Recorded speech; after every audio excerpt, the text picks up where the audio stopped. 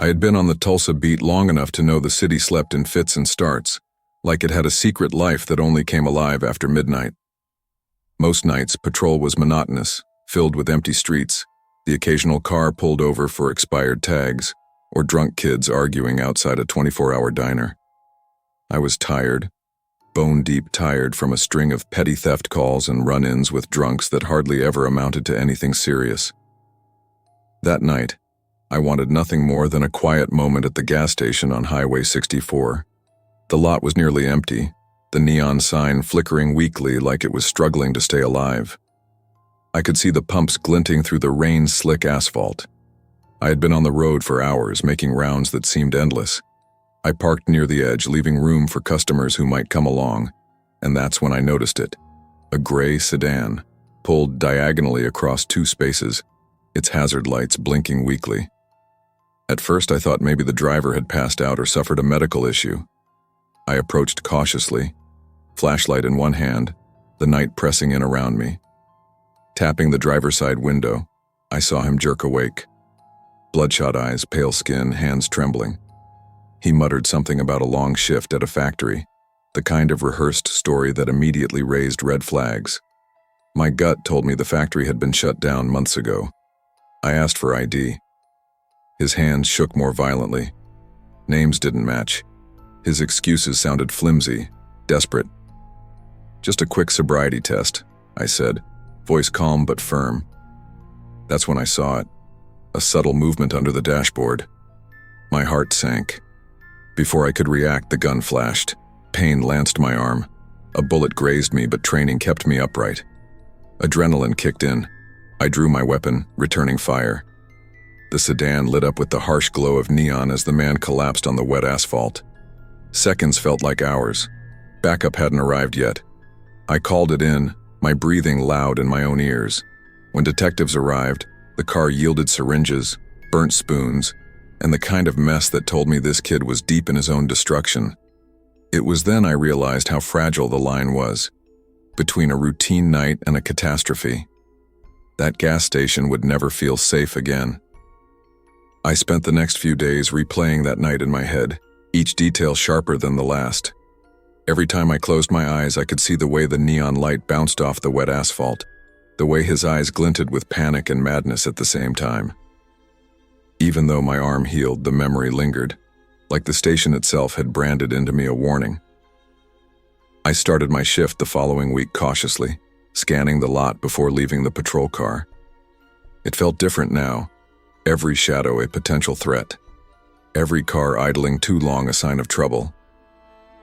The locals noticed the change too. They could tell my eyes lingered, that my manner was taut, waiting. My partner, Sergeant Higgins, warned me I was letting paranoia get the best of me, but I couldn't shake it. That Friday night, I made a habit of circling the gas stations I normally ignored, checking for unusual behavior. Most nights were quiet, but the tension never left. The memory of the gun, the suddenness of it, it all reminded me how quickly life could shift. I met with the detectives who processed the car and the suspect. The kid, barely 24, admitted he'd been using opioids heavily. The night wasn't a random act of violence, it was desperation, addiction, and fear all rolled together. He'd rather risk getting shot than face withdrawal in jail. Hearing it, I felt a complicated mix of relief and sorrow. The world wasn't black and white. Sometimes it was a gray sedan pulled into a gas station at 12:45 a.m., and your life hinged on the choices you made in the next 3 seconds. Even after the adrenaline faded, I found myself staring at empty lots, imagining cars parked diagonally, drivers inside rehearsing lies. I bought extra medical gloves, updated my kit, kept my sidearm closer. Every patrol felt like a test. I started jotting notes in a small notebook, recording odd behaviors, potential risks. I wasn't paranoid. I was prepared. And yet, the station called to me. Not because I wanted to revisit danger, but because it reminded me of vulnerability, the thin line between control and chaos. It had taken just one wrong move to almost end me. That line was invisible but real. I had to respect it. 2 months later, I found myself back at the same gas station, same shift, a different car, a different night, and a different kind of unease. The neon sign buzzed, the pump stood empty, the asphalt slick from a recent rain.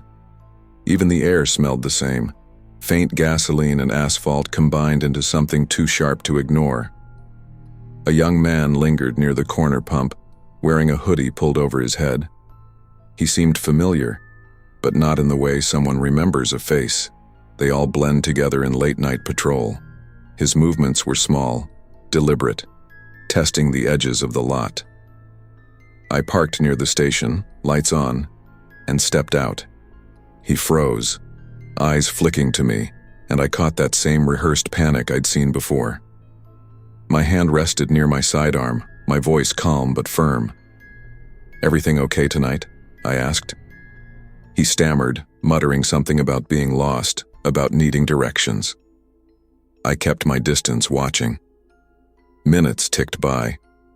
He walked to a pump, glanced back at me several times. My heart rate stayed steady.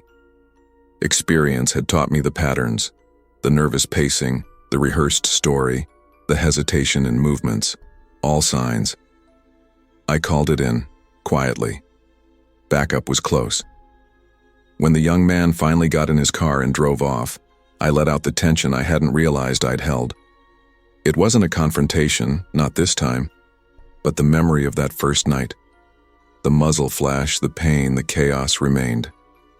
That's when I realized something about my job I'd never admitted to myself. The danger wasn't always physical. Sometimes, it was in the waiting, in the observation, in knowing you were only one wrong step from a disaster you couldn't predict. Months passed, and the story of that gray sedan lingered like a cautionary tale. I would see cars parked oddly, drivers fumbling with IDs, nervous eyes scanning. I didn't panic anymore, but the vigilance stayed. I started talking to young officers, sharing lessons learned. One night, during a slow patrol, I found myself repeating the mantra I used that night. Trust your instincts. Respect the unknown. Respect the line. It wasn't fear. It was awareness. Sometimes I'd stop at gas stations after hours, not for patrol but for coffee, just to see the patterns of normal life continue. Clerks stocking shelves, truckers buying snacks, everyone unaware of the thin lines walked by each night. Observing them reminded me that life was fragile, delicate, balanced on choices and timing. One particular night I noticed a kid fumbling with a gun in his waistband. I didn't intervene immediately. Training kicked in. I positioned myself carefully, calling backup, keeping calm. The crisis passed without shots fired, but the memory of that first night, blood, neon, panic, kept me grounded. Years later, I still think about that night. I don't drive past that gas station without a shiver. I carry the memory, the wound in my arm, the adrenaline as a quiet teacher. It taught me to trust my instincts, to respect life, and to never underestimate desperation. Even as a seasoned officer, I know that catastrophe can come in a blink, in a flash of metal and neon. Sometimes it's a frightened addict, sometimes a driver with a loaded gun, sometimes just the unexpected. What matters is presence, awareness, and the courage to act when the line between safety and disaster disappears. I've learned that night didn't just mark danger, it marked responsibility. Responsibility to notice, to act, to care enough to step in when no one else would. That lesson is heavier than any badge, more enduring than any wound. Life is fragile, and danger often hides in the mundane. Awareness, courage, and action are the thin lines that separate survival from tragedy. Every choice matters, especially when no one else is watching. I've always hated storms. Even as a kid, the sound of rain pounding against windows felt like it was hammering my chest along with the roof. October 2019 was no exception. I was 18, trapped in my small upstairs bedroom in Dayton, Ohio, listening to the rain slam against the shingles while my parents slept through it all, exhausted from double shifts at the hospital. I tried to stay calm, tried to focus on anything other than the pressure building in my chest. But the panic was relentless. The walls seemed to close in. The ceiling above me swirled with shadows from the streetlight outside. I needed air, something normal, even if it was just a few minutes walking. I grabbed my hoodie, pocketed my meds, and slipped out into the downpour. The air was sharp with wet pavement and leaves, heavy with the smell of autumn rot. I kept my hands in my pockets, walked fast but tried not to run, telling myself I just needed to breathe. Riverbend Gas Mart wasn't far, just a few blocks, and it had always been safe. Bright lights, cameras, the smell of coffee inside, a place where I could disappear for a moment and calm down. That's what I told myself as I pushed through the rain. The lot was almost empty, glistening with puddles, but my stomach dropped the moment I saw something sprawled near the far pumps. At first, I thought it was someone who had slipped, maybe injured, but the position was wrong, too deliberate, too still. My pulse jumped, hands trembling. "Sir?" I called softly, voice shaking. No response. 2 steps closer, I held my soda like a lifeline, my own small weapon. And then it started. A low, guttural howl from behind the station. I froze, scanning the shadows, searching for an animal, a prankster, anything. But the figure on the ground had changed. He was sitting upright, head twisted unnaturally, staring straight at me. Rain dripped down his soaked clothes, and in his hand gleamed a kitchen knife. My chest hitched. "Help me," he rasped. But it wasn't a plea. It was a command. Something about the tone made my blood run cold. I turned and ran before my mind could process more. Footsteps splashed behind me, echoing through puddles, chasing me across the lot. I didn't look back. Every nerve in my body screamed. I knew one wrong move could be the last. I darted toward the narrow strip of woods that ran behind the gas station, branches lashing at my face and clothes as I pushed through. My lungs burned, and the sound of my own panicked breathing was deafening. The howl echoed again, somewhere deep in the lot, unearthly and guttural, like nothing I had ever heard. My sneakers slipped on wet leaves, and I nearly went down. But something inside me refused to let my body fail. I crouched beneath a fallen log, pressing my fist to my mouth to stifle the noise. I could hear him moving, splashing, muttering, the metallic glint of the knife catching the faint light. The smell of rain mixed with something acrid, maybe alcohol, maybe something else. My heart pounded in my ears. Every instinct told me to stay still, to make myself invisible. I stayed that way for what felt like forever, counting breaths, willing the shadows to swallow me. Eventually, the splashing faded. Silence fell, except for the steady drumming of the rain. I waited another long minute, eyes scanning the dark woods, fingers gripping the soaked log for balance. When I finally crept to the edge of the clearing, the lot was empty. The man, the knife, the figure that had haunted me, was gone. I didn't know whether to run home or call someone. My phone was in my hoodie pocket, drenched, barely functional. I made a choice I regret sometimes. I circled wide around the station, avoiding it entirely, keeping my back to the shadows and running the whole way home. By the time I reached my street, the sky was lightening with the first hints of dawn. My parents never stirred.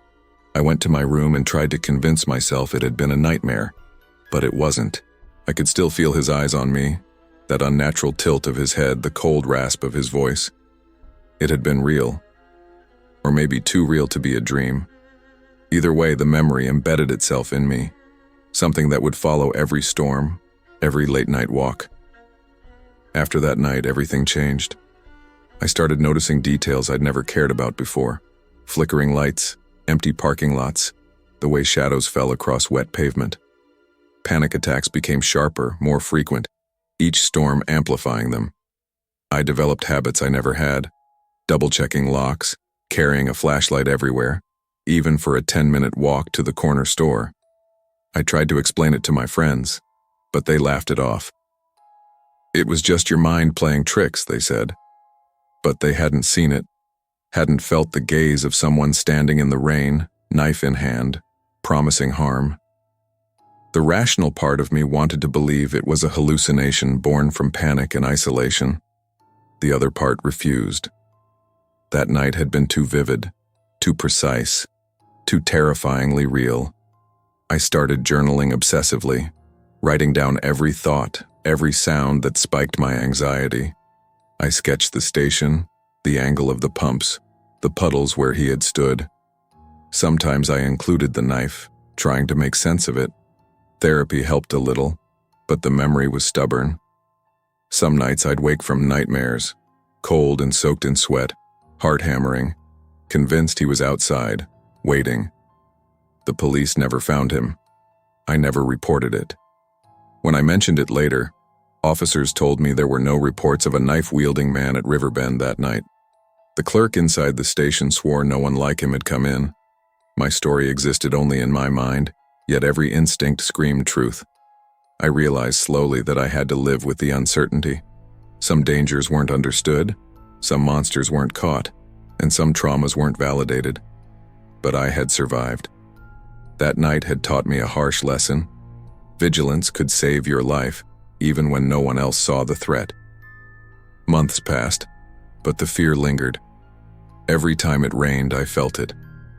That pressure, the echo of a guttural howl in my chest. I avoided the station entirely, choosing longer routes, staying under streetlights, watching shadows stretch across wet asphalt. I became quieter, more cautious. Paranoia, once a stranger, became a companion. I started running late-night routes for my own sanity, not through the neighborhood, but through places where I could see, where I felt safe. Some nights I stopped at lit intersections waiting, observing, learning patterns of empty streets. It was strange how trauma reshaped perspective. You notice everything, every angle, every sound. One night I thought I saw him. A figure across the road, hood up, moving with a deliberate pace. My pulse spiked. I froze, then realized it was a trash bag tumbling across the street propelled by the wind. But my reaction wasn't fear anymore. It was preparation. I had been changed by that night, not broken by it. I began to understand the subtle truths of fear. It could teach, it could sharpen instincts, it could save a life if you let it. I couldn't control what had happened or if it had been real, but I could control how I responded. Every step outside, every cautious glance, every heartbeat in the rain became an act of survival. Years later, the memory still lingers. The rain, the howl, the knife, they remain etched in my mind. I've learned to cope, to manage panic attacks, to stay aware without letting fear rule me. I can walk past gas stations again, though I choose brightly lit ones, and I carry a small flashlight in my pocket. I never forget that night, never dismiss the lesson it taught. Sometimes, in quiet moments, I replay the events, wondering if it was a hallucination, a trick of my panic-addled mind, or a real threat that vanished as mysteriously as it appeared. I don't have the answer, and I've stopped needing one. What matters is that I survived, that I respected my instincts, that I valued caution when it counted. I've realized that fear can be a teacher, trauma a guide. It sharpens senses, demands attention, and forces respect for life's fragility. That night taught me that vigilance, awareness, and action, even in the absence of certainty, are the keys to surviving encounters you may never fully understand. Life is unpredictable, and danger can emerge when least expected. Trust your instincts, respect your fears, and take caution seriously. Survival often depends not on certainty, but on the courage to act in the face of the unknown. I hadn't meant for the weekend to end like this. My name's Ryan Hale, I'm 27, and I thought I was good at reading people, until I met Clara.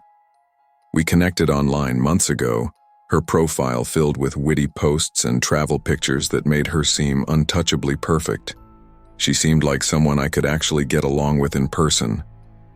So I drove 5 hours from Nashville to Bowling Green, convinced that maybe this time things would click. Reality, of course, is never as simple as pixels on a screen. From the moment I arrived, the awkwardness started. Silence stretched between us like a rope ready to snap. Conversations faltered, jokes landed flat.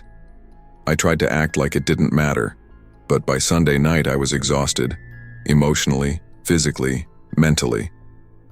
I packed my overnight bag quietly, muttered a half-hearted apology, and headed for my car, willing to pretend the weekend had been a success. Interstate 65 was empty at that hour, save for the occasional rig cutting through the darkness, lights flashing through the mist. I kept my hand on the wheel, thinking about how tired I was, how eager I was to shower off the disappointment, to crawl into my own bed. My stomach tightened when the low fuel light flickered on. I cursed quietly. I had to find gas before it became a problem. The next exit led to Maple Hill Gas. Dim lights, mostly empty lot, pumps standing like sentinels in the dark. As I slowed, I noticed movement near the tree line. A girl, barefoot, bloodied, stumbling, hands slapped against the hood of my car. My mind froze, heart hammering. She screamed something I didn't understand at first, but the raw terror in her eyes made the decision before I could question it. I unlocked the door. She threw herself inside, slamming the lock. "Drive!" she gasped, clutching her side. I barely had time to react, my pulse racing, questions forming faster than my mouth could shape them. "Who's after you?" I asked, trying to keep my voice steady. They took me. 3 men. Basement. "Please don't let them catch me," she whispered, voice cracking, eyes wide with panic. My chest tightened further. Was this real? Or had I just invited danger into my car at 1:30 a.m. in the middle of nowhere? I eased the car back onto the highway, eyes darting to the rearview mirror, heart hammering like a jackhammer. She curled up in the passenger seat, head down, murmuring under her breath. Every instinct in me screamed caution. This could be a trap. I had no idea who she was, whether she was telling the truth. But something in her, the bruises, the fear, the raw terror, told me this wasn't an act. We drove in silence for a few minutes, the road slick with rain from earlier in the night. My grip on the steering wheel tightened with every mile. "We need to get somewhere with people," I said finally. "Somewhere public. A gas station, a store. I can call the cops." "They'll find me. They always find me," she said, panic tightening her voice. She tugged at the cuffs, leaving a smear of blood along the leather seat. I bit my lip, forcing myself not to glance down. Pinecrest Fuel was the nearest station with a 24-hour clerk. I slowed as we approached, heart hammering, and parked near the entrance. The fluorescent lights buzzed overhead, flickering slightly, casting long shadows across the empty lot. My pulse raced, and I could hear her muttering in the corner of my vision. Then she bolted. Without warning, she yanked the door open and sprinted toward the tree line. My shouts caught in my throat. I wanted to stop her, but the parking lot was empty, my car too slow to catch her. I slammed the door, fists tight, watching her disappear into the darkness. Seconds later, headlights cut through the lot. 3 men stepped out of a black SUV, boots crunching the gravel. The tall one leaned toward my window, scanning me with a dangerous smile. "Seen a girl?" His voice was low, threatening. "No, just fueling up," I forced out. They circled, hands dragging across the trunk, flashlights sweeping over the seats. I froze, knuckles white on the wheel, praying they wouldn't notice the blood smear. A semi-truck thundered past, light flooding the lot. The men exchanged glances, muttered something, and climbed back into the SUV. They drove off. I sat there, chest heaving, until I could finally breathe. 20 minutes later, the police arrived. I gave my statement, detailing everything: the girl, the cuffs, the blood, the men.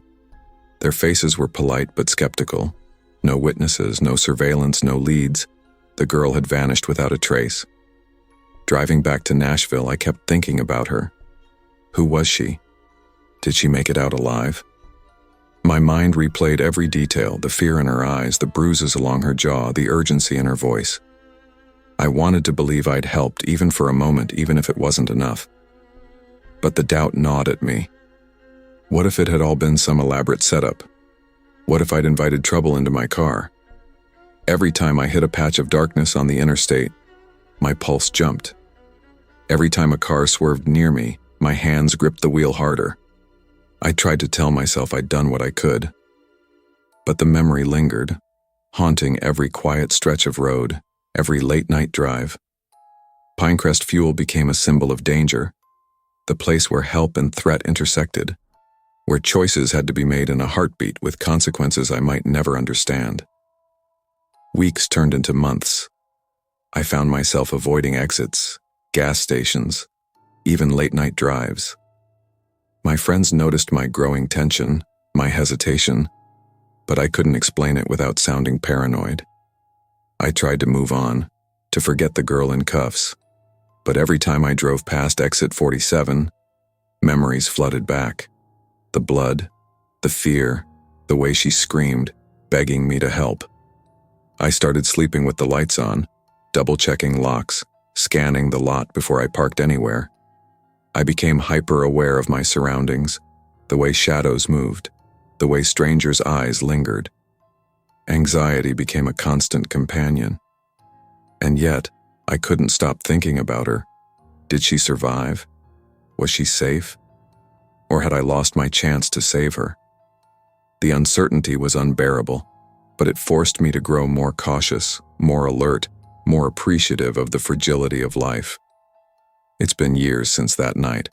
I still drive past that stretch of Interstate 65 with a lump in my throat. I still think about her, about the three men, about the blurred line between instinct and danger. I've learned to live with uncertainty, to trust my instincts, to act when it matters, even if the outcome isn't clear. Sometimes I wonder if helping her was the right choice. Other times, I'm grateful I acted at all.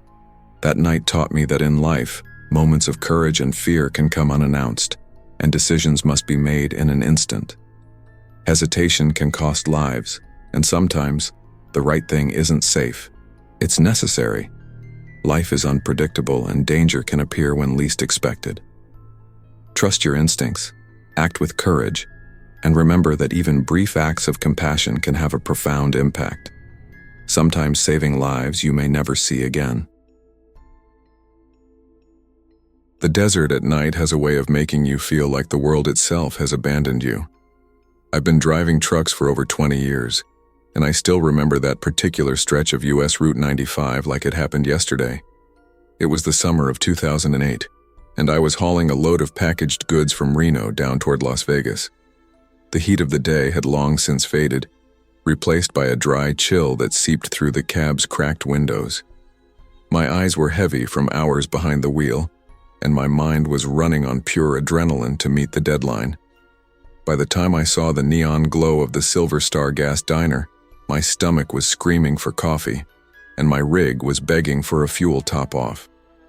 The neon flickered faintly, casting uneven light across the cracked asphalt. Something about the sign looked tired, like it had been standing guard over the desert for decades. I didn't think much of it until my engine gave a cough, and the dash exploded in red warning lights. My heart sank, dead in the middle of nowhere. I coasted into the lot, trying to keep my hands steady on the wheel. The diner's windows were dark, shuttered. The pumps looked like they hadn't been maintained since the Reagan administration. Only a single pickup sat near the far pump, silent, its driver nowhere in sight. I grabbed the CB, hoping to raise another trucker for some backup, but static hissed through the speaker like the desert itself mocking me. I stepped out, the cool night air sticky with the smell of gasoline, and started popping the hood. That's when he appeared, a man tall as a lamppost, dusty boots, sun-bleached jeans, and a slow, deliberate gait. His face was shadowed, hard to read, but something in the way he moved made me instinctively tighten my grip on the tire iron in my cab. "Engine trouble?" he asked, voice gravelly. "Yeah," I muttered, trying to stay calm. "Died on me just now." He crouched, poking under the hood, muttering to himself. A minute later he straightened, giving me a flat look. "Fuel line's shot. Can't fix that here. You'll need to come with me. Got tools at my place just a mile down." Something in my gut screamed no. I nodded toward my cab. "I'll wait for a tow." He stepped closer, slow. dragging his fingers along the metal like he was claiming it. "No tow's coming out here this time of night. You'll sit till sunrise if you make it." I took a step back. Every nerve in my body tightened. That was when the headlights of another rig broke through the darkness, and he froze, retreating silently to his pickup before speeding off. I sank against my cab, the adrenaline still humming. I had a feeling I'd seen something that didn't just vanish with the desert night. I couldn't shake it. That man's presence stuck to my skin like the desert heat. Weeks of long hauls didn't usually bother me. I've slept in cabs, ate cold food at truck stops, and dealt with every kind of human oddity. But that night, something about him, the way he circled my rig, the unnatural grin, the smell of dust and sweat, made me uneasy in a way I'd never felt. The next day I tried to brush it off. Road stories are full of odd strangers and near misses. But the memory kept replaying. The precise way he examined my rig, the way his eyes avoided mine yet seemed to study me through every reflection. I stopped at another gas station that afternoon, just to feel normal again. As I climbed out, I realized that even during daylight, the lot felt eerily empty. I shook my head. I was being paranoid. But old truckers learn to trust that gut feeling. You live by it out here, or you don't live at all. That night, I got back on Route 95. The desert stretched endlessly, nothing but the hum of my rig's engine and the distant stars to keep me company. Hours later, I heard over the CB about a trucker gone missing near Tonopah, same stretch I had just passed. The story hit too close to home. And then I heard the description. A tall man, dusty boots, sun-bleached jeans. My stomach turned. That was him. I stopped short at the next truck stop, coffee in hand, shaking. The missing trucker had vanished like a ghost. I tried to tell myself it wasn't my business, but the thought of that man waiting in the shadows for the next vulnerable rig gnawed at me. I spent the night sitting in my cab, lights on, engine running, listening for anything unusual. Hours crawled by. By sunrise, I was exhausted, but the memory refused to let go. Out there, on the open road, no one really has your back. You're alone. And sometimes, alone isn't safe. It wasn't just about fear, it was survival. I learned that quickly in trucking. That desert had teeth, and people like him, predators. I started paying closer attention. The route, the trucks around me, the way strangers moved near empty lots. Every shadow, every flicker of neon became something to analyze, to study. One evening, I pulled off at the Silver Star again, this time fully aware of how isolated it was. The diner was still shuttered, the pumps still looking tired, but there was no sign of him. A part of me felt relief, but another part was alert, waiting. Old habits die hard.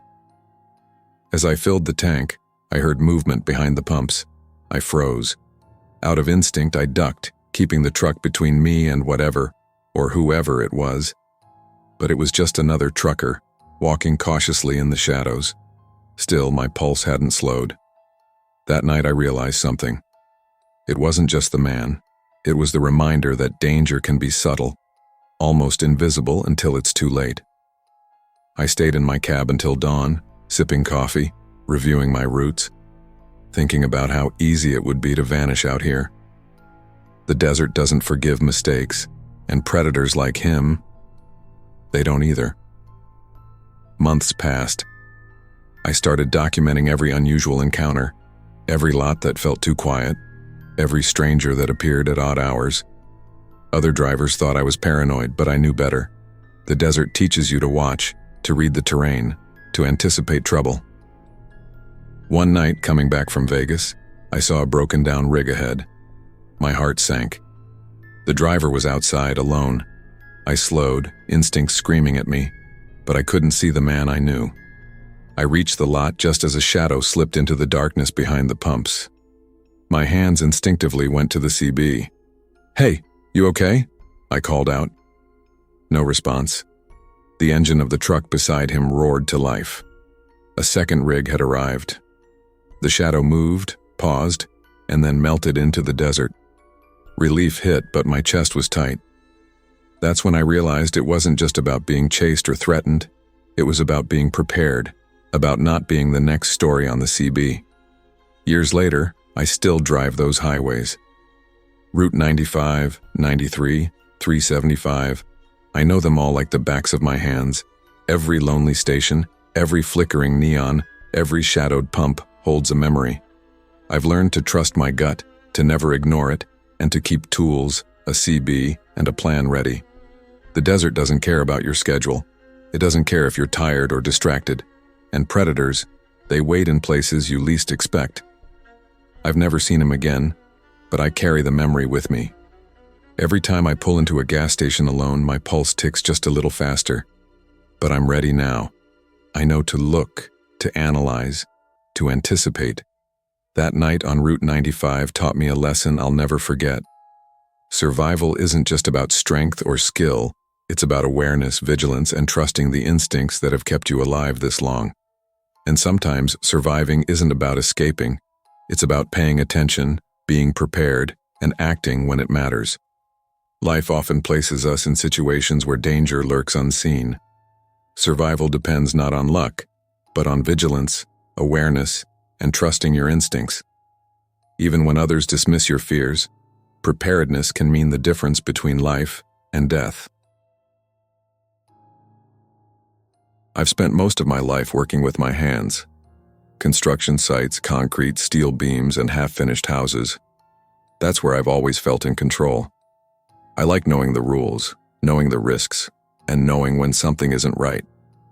But no amount of experience could have prepared me for the night my son Eli and I pulled into Hollow Creek Gas. It was late November 2012, the kind of night where the cold cuts through denim and leather, and even a thick jacket feels like a paper shield. I was 45 then, single, raising Eli alone since his mother passed when he was 10. I wanted to give him something before he drifted into the teenage world I couldn't quite reach anymore. A weekend adventure, just the two of us. We had planned to camp near some old mining ruins in Pennsylvania, but the forecast changed.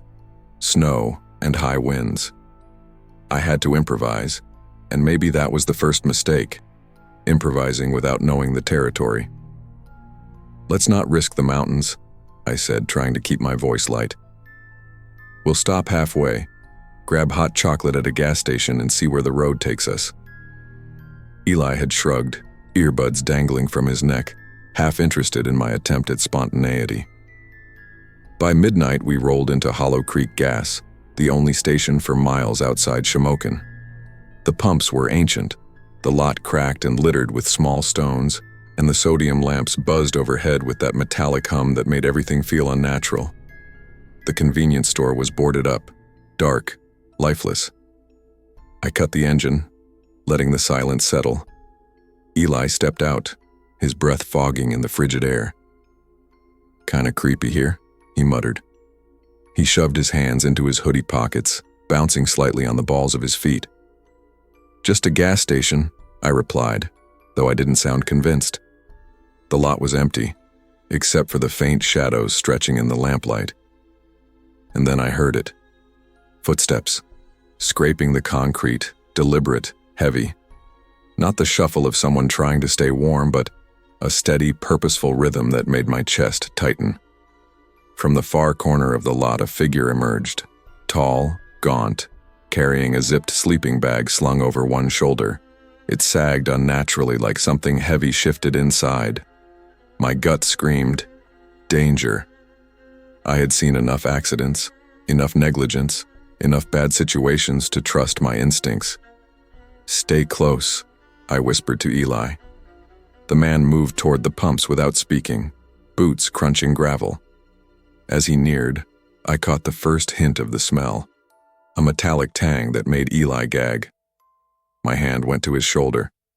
"Get inside, now!" I didn't wait to see if he obeyed. I yanked the truck door open, shoved him in, and climbed behind the wheel. The man lifted the sleeping bag with a thud, dragging it toward us. My heart hammered in my chest. I slammed the gas, gravel flying, and drove away without looking back. For 15 miles, I didn't speak. Eli sat trembling, whispering, "Dad, what was in that bag?" I didn't answer. There are some questions a man doesn't have the courage to voice, even to his own son. The next morning, sunlight brought little comfort. I called the local sheriff, reporting what we had seen. 2 days later, the news confirmed our worst suspicions. Human remains were found near Hollow Creek, stuffed inside a weather-worn sleeping bag. The police never identified the man we had seen, the one dragging the bag across the lot in the dead of night. I replayed the scene in my mind again and again. Every detail, the sound of the boots on concrete, the sag of the bag, the metallic smell, haunted me. I had taught Eli to trust his instincts, to stay alert, to watch for danger. Now I was the one grateful for mine. In the weeks that followed, I avoided Hollow Creek gas. Every highway stop brought tension. Every dimly lit lot felt like it could hide someone waiting, watching. Eli and I stopped talking much about that night. Some things, I realized, don't need words. They live in the silence between breaths. At home, I tried to return to normal. Work occupied my days, and I tried to fill our evenings with movies and board games. But Eli's questions came in quieter ways. A shiver when the lights flickered, a hesitation at locked doors, a glance at shadows that weren't there. I understood. That night had changed him too. Months later, the memory of that night didn't fade. It sharpened. I started paying attention differently. Every gas station I approached was a checklist in my mind. Lighting, exits, people, vehicles, shadows. My vigilance wasn't paranoia. It was survival. It was awareness honed by experience and fear, both protective and oppressive. One night, coming back from a work site, I pulled off at a deserted lot. Something about it eerily familiar. A figure lurked in the corner, but I couldn't make out details. My hand rested on the door handle, ready. The figure stayed still, and I realized my own tension was a weapon. I honked, and a cat darted from the shadows. My pulse didn't slow until the engine roared and I left the lot. I realized something important. Danger often hides in the mundane. It isn't always the masked attacker you see in movies. It's the quiet, the empty lot, the shift of a shadow that your gut can feel, but your eyes cannot. That night at Hollow Creek had been a lesson in attentiveness, in taking nothing for granted. Years passed, but the fear never entirely left. Eli grew, learned to drive, and eventually left for college. I tried to believe that my vigilance had done its job, that my instincts had protected him when I couldn't control the world. But the memory of that man with the sleeping bag lingered in my mind like a stain. I started teaching Eli more than just survival skills. I taught him observation, caution, and trust in his gut. I realized the world doesn't always have rules, and not every person can be trusted. I wanted him to recognize danger before it even reached him, the way I had been forced to on that November night. Driving alone, sometimes I catch glimpses of what could have been. A figure at a lot, a shadow in the corner of my eye. And every time, I grip the wheel tighter, the lessons of Hollow Creek burning in my memory. Even now, years later, I can feel the night air of that late November creeping around Hollow Creek gas. I can hear the crunch of boots on concrete, the thud of the bag, the metallic tang of something terrible waiting just beyond the sodium lamps. I know we were lucky. I know that without vigilance, without instinct, it could have been Eli who never got back into that truck. I drive those highways differently now. I notice the lighting, the exits, the shadows, the people. I carry a toolkit, a phone, and a heightened sense of awareness. Every stop is a test, a chance to survive. That night taught me that protection isn't about strength alone. It's about attentiveness, intuition, and decisiveness. It's about acting when instincts scream danger, and sometimes it's about being willing to accelerate and never look back. Some lessons are learned through textbooks, some through experience. Hollow Creek was the kind that changes a father and a son forever. I know Eli carries it with him too, in his quiet moments and hesitant glances. And I know that vigilance once learned becomes second nature. Life is unpredictable, and danger can appear in the most ordinary places. Survival isn't about being fearless. It's about being aware, trusting your instincts, and acting decisively. Instinct, preparation, and vigilance are the true safeguards against the threats that hide in the shadows of everyday life. I was 29, running deliveries for a courier service that didn't care about holidays. Christmas Eve had always been one of those nights where the world seemed paused, lights twinkling in homes, families gathered together, while I was stuck behind a steering wheel, my back screaming from lugging boxes that felt heavier than my own exhaustion. My girlfriend had left 6 months earlier, taking half of our savings, and rent never waited for heartbreak. That night was supposed to be the last of my rounds before I finally called it quits, rolled into bed and pretended I could forget the year entirely. The last delivery pinged on my tablet just as I passed the town sign for Redwood. Redwood Gas? Weird, I thought. A gas station? On Christmas Eve? No name, no real address, just a lone GPS pin that seemed to hover on the edge of the forest. I shrugged. Orders are orders. The road was bad. Narrow, cracked asphalt flanked by skeletal trees that swayed in the wind. Shadows stretched across the pavement like hands trying to grab at me.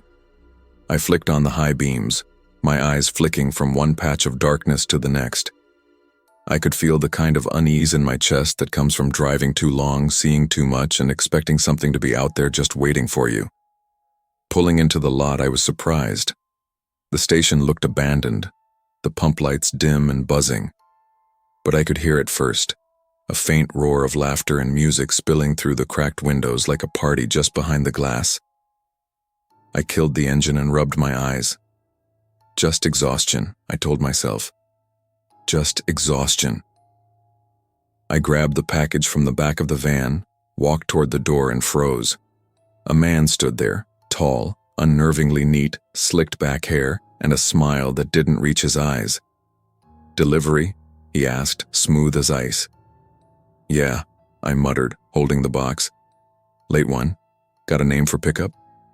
"Why don't you come inside?" he said, and I noticed the laughter swelling, louder, impossibly loud. "Everyone's dying to meet you." My pulse spiked. I should get going. Long night. The noise cut off like someone had snapped their fingers. Silence poured over me, thick and suffocating. He smiled wider. "Don't be rude. They've been waiting." Something about the way he said it, so calm, so certain, made my stomach drop. I turned back to my van, the package slipping from my fingers as I sprinted to the driver's seat. And then I saw it. Inside, the room was empty. Not a single soul. Just shelves and one flickering fluorescent light. But the shadows stretched across the walls, moving like a crowd I couldn't see. I floored it, tires screaming, and didn't stop until the lights of a truck stopped 20 miles away finally cut through my panic. Even now I can't shake the image, the shadows waiting. The next morning, sleep didn't come. My apartment felt smaller, suffocating almost, the walls closing in with every memory of the night before. I tried to brush it off. I was tired, stressed, my imagination running wild. Coffee brewed bitterly in my tiny kitchen, and I sat staring at the steam, wishing the sunlight would burn away the remnants of that forest road. I called the courier dispatch, hoping maybe someone could explain it. "No record," they said. "No pickup, no address. Redwood Gas has been shut down for 3 years after that fire." I hung up. The words hit harder than I expected. Fire. Closed. Empty. And yet I remembered the sound of voices, the laughter, the music. My mind raced. I went through every detail, every shadow. The man, his smile, the way the noise vanished the moment I refused to step inside. I tried to reach my friend Jason, someone who'd grown up around these woods. "Redwood Gas?" he asked slowly. "Man, that place is cursed. Closed for years, like you said. Locals don't go near it. Strange things happen out there." "Strange things?" I asked, gripping the counter. "People go in, sometimes they don't come back the same. Some say they see the station alive at night. Parties, lights, music, but the place is empty. No one's ever explained it. I wanted to laugh, wanted to call it superstition, but I knew what I'd seen. The rest of my day was a blur of paranoia. Every light flicker in my apartment made me jump. Every sound outside my window, a car engine, a crow, a branch scraping against the siding, set my nerves on fire. I couldn't shake the feeling that something had followed me from that gas station, something patient, waiting for a mistake. By evening, I knew I had to go back. I told myself it was curiosity. I needed proof, closure, whatever you call it. I packed my car, extra batteries, flashlight, pepper spray, a coward's arsenal maybe, but I didn't care. I had to see it again. Driving back to Redwood was worse than the first night. Darkness swallowed the road whole, and the GPS still offered nothing but a gray dot. I remembered every turn, every crack in the asphalt. Every whisper of wind through the skeletal trees made me tense like a trapped animal. When I finally pulled into the lot, my stomach dropped. The station looked worse. Windows boarded, faded paint peeling. Silence pressed against me like a weight. And yet inside I could hear it. A faint echo of music, laughter, footsteps. I forced the door open, flashlight slicing through the darkness. Shelves lay in decay, dust thick on every surface. Nothing alive, nothing moving. And yet I could feel it, that presence, patient and cold. I walked cautiously toward the back, heart hammering. My foot hit something on the floor. A box. Empty. A trick? A warning? I didn't know. And then I heard it. A scraping sound behind me, deliberate, slow. I spun, flashlight sweeping the aisle. Nothing. And then I felt it, a breath on my neck. Cold, damp, smelling faintly of ash. I didn't move, didn't scream. My body screamed for me to run, but my mind forced calm. I whispered, "Who's there?" Silence. The shadows at the edge of the light twisted, stretching unnaturally. I stepped backward, heart racing. My foot caught a shelf. The box toppled. A loud crash echoed through the empty station. And then, just like that, the presence was gone. Only the quiet hum of the fluorescent light remained. I didn't stay to see more. I ran, van roaring to life, tires spitting gravel. And as I drove away, I swore I saw shapes in the back window, just for a second, staring. After that night, I didn't sleep well for weeks. I kept the lights on, checked the locks, avoided roads leading near Redwood. But work didn't stop. Deliveries piled up.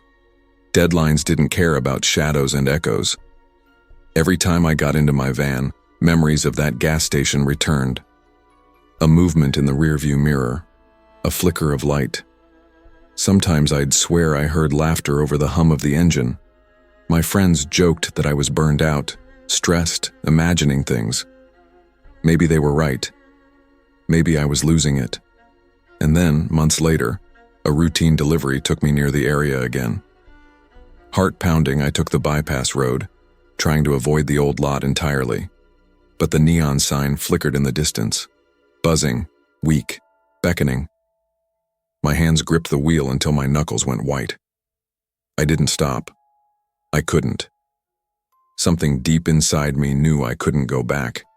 And for the first time in months, I allowed myself to exhale. I drove faster, heart hammering, until the lights disappeared behind me. It stayed with me, though. The feeling of being watched, of being tested.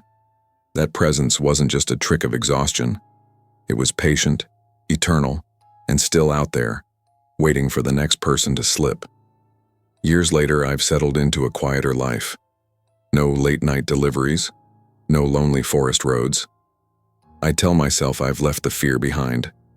And yet, every Christmas Eve, every time I drive past an abandoned gas station, my pulse quickens. I remember that night, the shadows, the laughter that didn't exist. I don't know what it was. A trick of light, a memory burned into my mind, or something else entirely. And maybe it doesn't matter. What I do know is that some places, some moments, demand your attention. You can ignore them, run past them, or face them, but they leave a mark. I've learned to trust my instincts, to recognize danger before it arrives, to understand that some things are beyond explanation, and that sometimes survival isn't about confronting the shadows. It's about knowing when to step back, when to run, and when to keep your own life intact. The world has its monsters, but not all of them are obvious. Some wait quietly, hidden in empty lots, in darkened aisles, in the corners of your mind. Pay attention. Listen. Don't take the path that seems empty. Some places are empty for a reason. This taught me awareness, caution, and trusting your instincts are as important as courage. Danger often hides in plain sight, and sometimes survival is not about confronting every fear, but recognizing when to protect yourself and walk away. I've lived in Chicago my whole life, and you get used to the city's rhythm. The honking horns, the uneven sidewalks, the occasional gunshot echoing from an alley.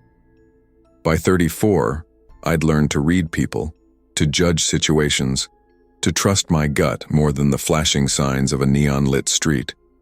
Still, nothing in all those years could prepare me for what happened that April night in 2014.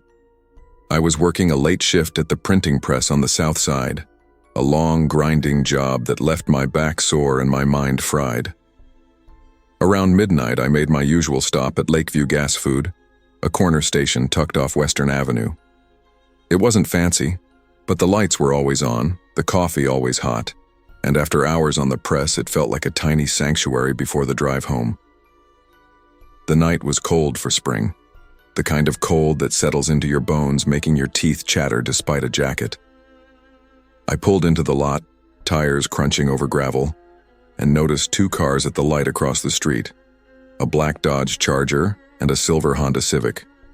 Engines revved, the drivers yelling at each other, headlights cutting through the dark like searchlights. I stepped out of my car with my coffee and leaned against it, curious and nervous. Road rage wasn't uncommon in this city, but this felt different, hotter, sharper. The Charger's driver slammed his door, fists clenched. "You think you can cut me off?" he shouted, slamming his palm against the Civic's window. The Civic's driver didn't flinch, calm, almost rehearsed, like he'd done this before. I froze, gripping my coffee cup. And then, 2 gunshots. The sound ripped through the night, deafening. The Charger's driver stumbled back, clutching his head, blood spraying the windshield. He collapsed in the lot just feet from where I stood, and I went rigid, the warmth of my coffee forgotten. The Civic peeled out, tires squealing, disappearing into the dark before I could process anything. Inside the station, chaos erupted. A woman screamed, bolting the door shut. Another man dove flat to the ground. I fumbled for my phone, dialing 911 with shaking hands. Lakeview Gas. Someone's been shot. He's not moving. I whispered into the receiver, afraid even the dispatcher might hear the panic in my voice. The man groaned, blood pooling around him. I didn't hesitate. I pressed my jacket to the wound, whispering, "Stay with me, man. Just stay awake." Time stretched, heavy and slow, until sirens finally cut through the night. Even now, I replay that moment, the sound of gunfire, the smell of blood and burnt rubber, and the chilling calm in the shooter's eyes. That night changed me, made me realize how fragile life is and how quickly normal can turn into chaos. In the days after, sleep became a stranger. Every time I closed my eyes, I heard those 2 gunshots over and over, echoing in my dreams. My apartment felt too small, too confining, walls closing in with memories I couldn't shake. The coffee shop I passed on my way to work felt different too, each neon sign flicker a little too sharp, every stranger's glance a potential threat. I went back to the station once, thinking I could reclaim some sense of normal. But as soon as I saw the lot empty, quiet, I turned the car around. It was tainted now. A place that had been safe in my mind but was stained with violence. I couldn't bring myself to step inside. I called in to my boss at the printing press, explaining that I was struggling to focus. He didn't press me but reminded me that overtime was available. I wanted to work, to distract myself, but every night, I'd stare at my reflection in the window before bed, seeing Marcus Lane, the man who survived something violent, and I didn't know if I recognized him anymore. Friends noticed too. Jason, my best friend since high school, cornered me one Saturday over beers. "Man, you've been off," he said, voice low, eyes searching. "It's been a month. You can't keep reliving it." "I know," I said. But I didn't know. It wasn't something I could just let go of. I'd pressed my jacket to a stranger's chest and watched him bleeding out. I'd seen death up close and felt helpless. My mind clung to every detail. The glint of the gun, the way his body collapsed, the sound of that car peeling away. I started therapy. The sessions awkward at first. Sitting in a room, talking about my fear, about seeing a man die, about the sounds and smells and panic felt surreal. But slowly, I learned that naming the fear, owning it, helped. My heart still raced every time I passed a night intersection, but it became something I could live with. A few months later, I returned to Lakeview Gas Food, not for coffee but because work demanded it. The lot was quiet, as if nothing had ever happened, the neon lights buzzing faintly. I parked cautiously, heart hammering, scanning the lot. Every instinct screamed to stay in the car. Inside, everything seemed normal. The cashier smiled politely. Shelves were stocked. The air smelled faintly of gasoline and stale coffee. But my hands shook as I paid, fingers lingering over the counter. I could still hear the faint echo of gunfire in my mind, like an audio shadow that no amount of light could erase. I drove away carefully, glancing in the rearview mirror constantly. That night reminded me that trauma doesn't vanish just because time passes. It waits, quiet and patient, ready to return when a memory or a location triggers it. At work, I found myself hyper-aware. Every sound, every movement, every argument or confrontation made me tense. I wasn't paranoid, exactly. I was cautious, trained by experience to read danger in a city that offered very little warning. Years passed. I learned to cope, to manage, to recognize triggers before they hijacked me. I still work late shifts, but I avoid intersections like Western and Lakeview at night. I carry pepper spray in my coat pocket, keep a first aid kit in the car. Some people might call it paranoia, but I call it survival. One evening, a delivery job put me near that same intersection. I slowed, heart in my throat, imagining the Civic and the Charger, the flash of gunfire. I reminded myself I had survived, that I was cautious, that I could avoid the chaos. And I did. I drove past, keeping my eyes on the road and nothing else. The city hadn't changed. It remained rough, unpredictable. But I had changed. I'd learned that survival isn't about luck alone. It's about awareness, preparation, and respect for danger. Some people never get a second chance.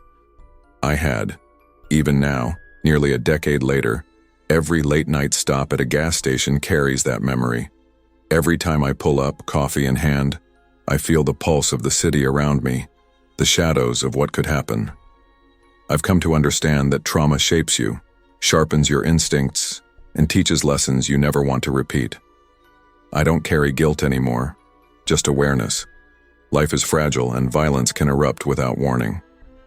The night at Lakeview Gas taught me to trust my instincts, to act when it matters, and to never assume safety is guaranteed.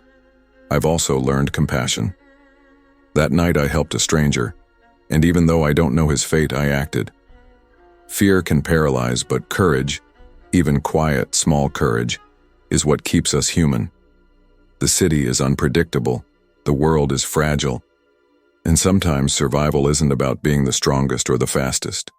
It's about noticing danger, trusting your instincts, and doing what you can to preserve life, your own and that of others. Life is fragile, and danger can strike without warning. True courage lies in awareness, preparation, and taking action when it matters. Survival isn't always about confronting fear, but recognizing it, respecting it, and protecting yourself and others whenever possible.